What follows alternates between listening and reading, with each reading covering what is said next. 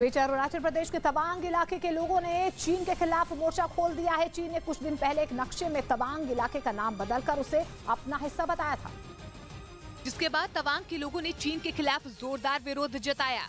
साथ ही दो टूक कहा कि वो चीन की ऐसी किसी भी हरकत का मुंहतोड़ जवाब देने के लिए तैयार हैं। अब इंडियन आर्मी के साथ में मिलकर लड़ेगा। इस विरोध प्रदर्शन में तवांग इलाके के सैकड़ों लोग इकट्ठा हुए, जिन्होंने तवांग समेत अरुणाचल प्रदेश के कई हिस्सों को नक्शे में अपना बताने पर चीन के खिलाफ विरोध जताया। साथ ही ये चेतावनी भी दी कि अगर चीन ने उनकी जमीन हथियाने की कोशिश की तो उसे इसकी बड़ी कीमत चुकानी पड़ेगी।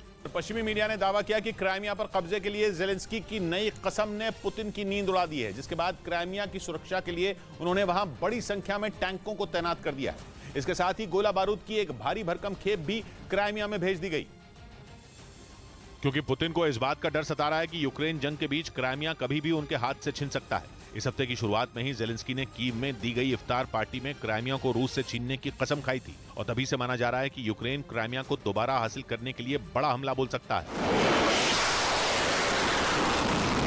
क्राइमिया 2014 से ही रूस के हाथों में है। यूक्रेन से छीनने के बाद से ही क्राइमिया पुतिन की नाक का सवाल बना हुआ है। वो किसी भी हाल में ये नहीं चाहेंगे कि ज़ेलेंस्की क्राइमिया को रूस से छीन सकें। इसीलिए पुतिन ने क्राइमिया में हथियारों के जखीरे को बढ़ाना शुरू कर दिया। और इस बात का पता तब चला जब क्राइमिया में हथियारों के बड़े पैमाने पर तैनाती की सैटेलाइट तस्वीरें सामने आई। ये सैटेलाइट तस्वीरें अमेरिका की स्पेस टेक्नोलॉजी कंपनी मैक्सा टेक्नोलॉजीज ने जारी की, जिनके जरिए यह दावा किया गया कि पुतिन ने क्राइमिया के एक बड़े हिस्से को हथियार डिपो में बदल दिया है। वहां एक से बढ़कर एक हथियार जमा किए जा रहे हैं ताकि अगर यूक्रेन क्राइमिया पर हमला बोले तो रूस की सेना उसे जवाब दे सके। जो तस्वीरें जारी की गई उनमें कई तस्वीरों में रूसी सेना का एक बड़ा बेस नजर आया। दावा है कि क्राइमिया में बनाए गए इस बेस पर सैकड़ों की संख्या में टैंक और बख्तरबंद गाड़ियां मौजूद हैं।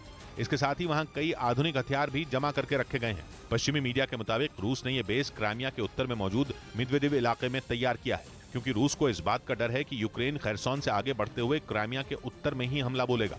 इसीलिए क्राइमिया के उस हिस्से को मजबूत करने के लिए वहां हथियारों की तैनाती के साथ साथ कई और उपाय भी किए गए। सैटेलाइट तस्वीरों के आधार पर दावा किया गया कि रूस ने क्राइमिया के समुद्री तटों पर ऊंची ऊंची बाड़ बना दी।